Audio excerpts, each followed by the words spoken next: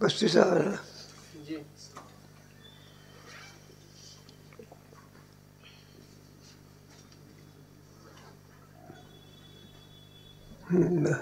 श्रेयाद हरिहरेण ब्रह्मानंदेन सर्वदा पायाच प्राणिना सर्वान सात्वताच शुद्ध मानसा प्रियाच्या हरिहरे. आम्ही जे काही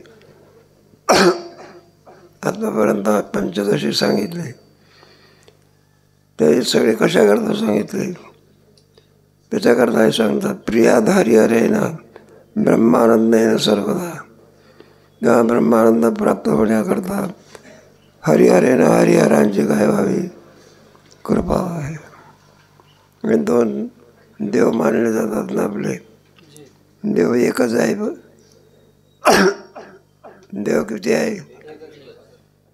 म्हणजे दोन कुठून आले नाही का? हरी आणि हर. आणि त्याचा अर्थ त्याचे उपासकावरून अवलंबून आहे. मग शंकराचे उपासक दुसरे कोणते? विष्णूचे उपासक. त्याच्यातही वाद होता. साधू संतांनी तो काय केला? मिटून टाकला. हरिहरा भेद नाही नका करू.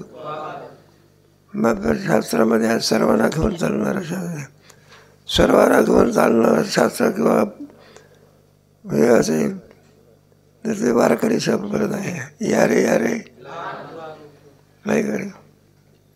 मग टीका म्हणून वाईट नाही, म्हणून कीर्तनात नाही सांगायचं आपलं. हे बा आपल्या ह्याच्यामध्ये विद्यार्थ्यांना प्रवेश दिला जातो. मग जात पाहतो का आपण? त्याचं वय पाहतो का? शिक्षण पाहतो का? यारे यावरती बोलते.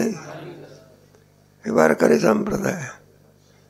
आणि इथून तुम्ही ब्राह्मणाच्या तिथं वेद शिकवता ते कोणाला घेतात माहिती? ते काय वारकरी शिक्षण नाही काय. मग कशा करता साहेब? सर्वांच्या करता देवही किती आहे? एक. पण त्याच्यामध्ये भक्ताच्या करता विभागणी झाली. दोन नसून किती आहे? एकच.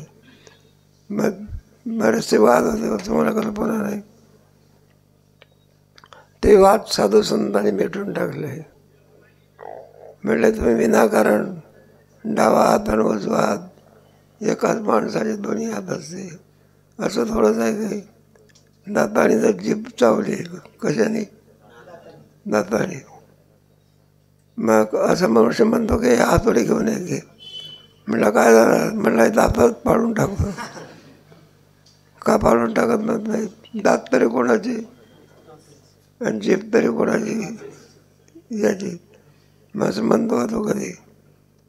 तेव्हा हे दोन्ही जे आणखी औपचारिक असतात, मग भगवान शंकराची आणि भगवान विष्णूची उपासना जिकडे तिकडे चालू आहे.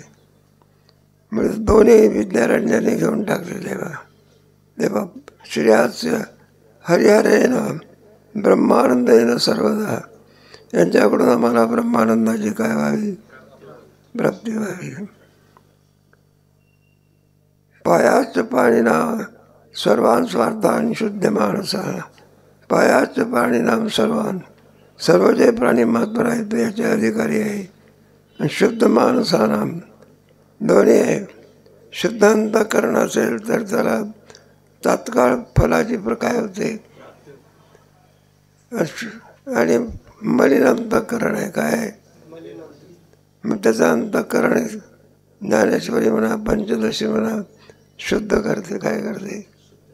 दोन्ही आहे. शुद्ध चित्ताचा असेल तर काय नाही, प्रश्नच नाही. एकदा ऐकलं की पाठात घोकण्याचं काय नाही, कामच नाही. घोकूनही पाठवत नाही तर पुन्हा पुन्हा काय करायचं?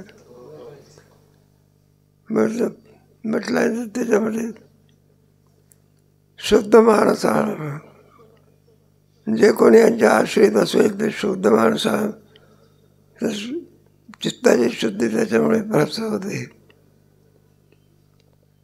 इथे श्रीमद परमहंस परिव्राजकाचार्य विद्यारण्य मुनिवर्य विरचिताम पंचदश्याम ब्रह्मानंदे विषयानंद नाम पंचमोध्याय समाप्त.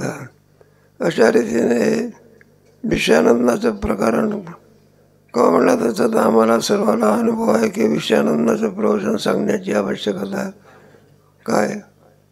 त्या विषयानंदाच्या द्वारा, या आनंदाच्या द्वारा कोणत्या आनंदापर्यंत जाता येते?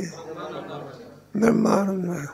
म्हणून विषयानंद हा ब्रह्मानंदाचा काय द्वार आहे. आणि ब्रह्मानंद हा सर्वात आनंदाची परिसीमा म्हणजे कोण? आनंद काय झाले? संपले. नद्या कुठे जाऊन भेटतात? समुद्र कोणाला जाऊन भेटतो? समुद्र काय ते का नदी आहे का भेटायला?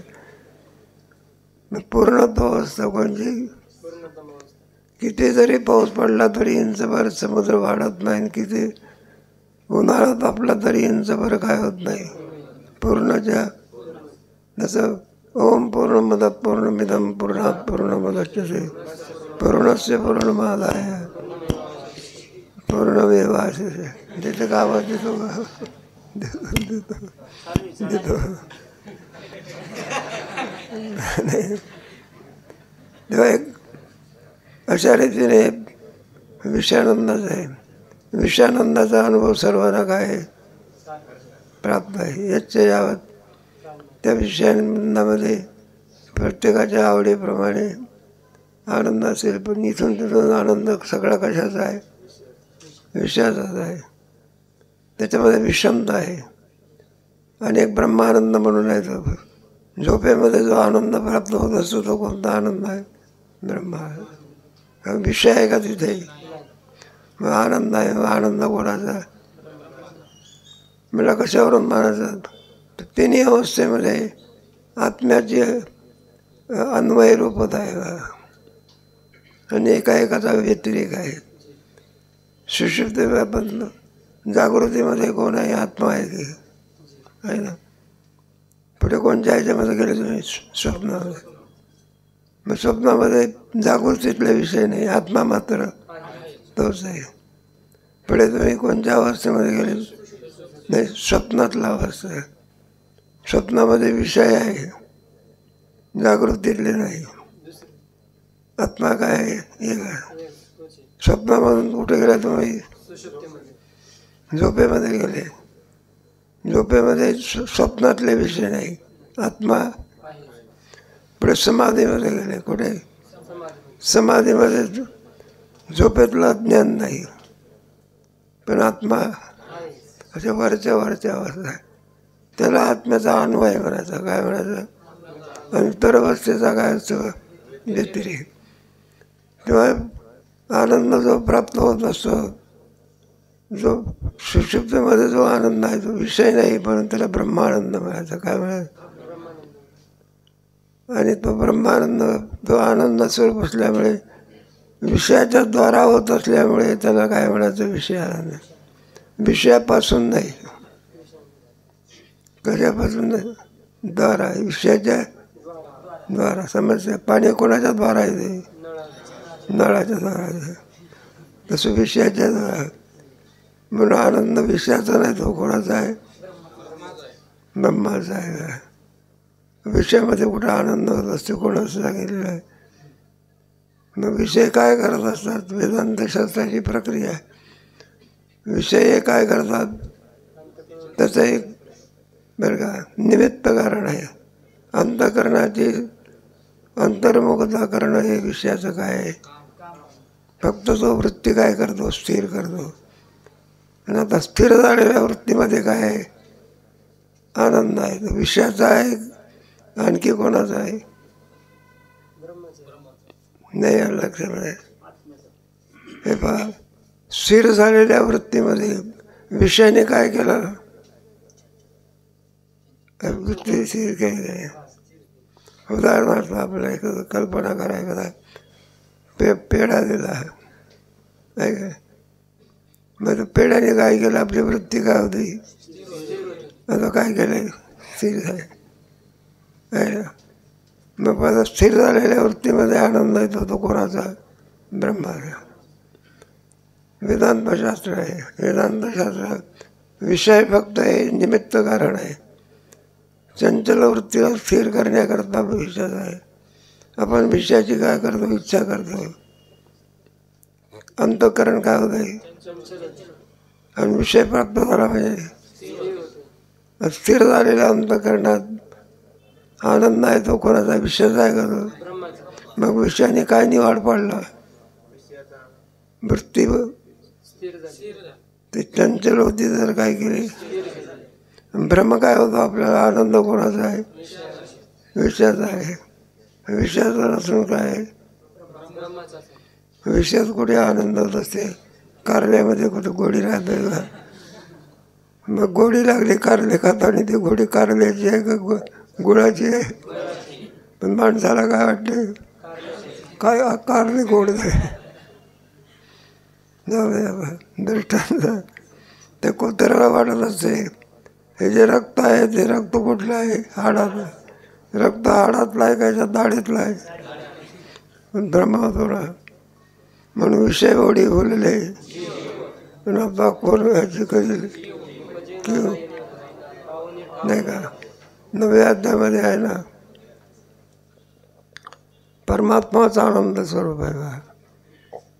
गीतेतला 9वा अध्याय. त्याच्यामध्ये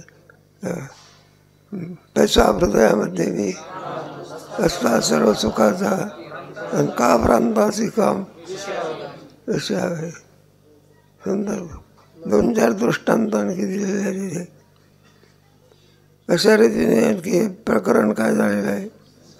संपलेलं आहे. आनंदाची गोष्ट आहे, याची परीक्षा नाही. त्याच्यामुळे काही चिंतन करण्याचं काही काम नाही. ते आपले पाठ चालू आहे तर उजळणी करू आपले थोडक्यामध्ये 5-10 मिनिटामध्ये. पण तुमच्या अभंग बघा ना ते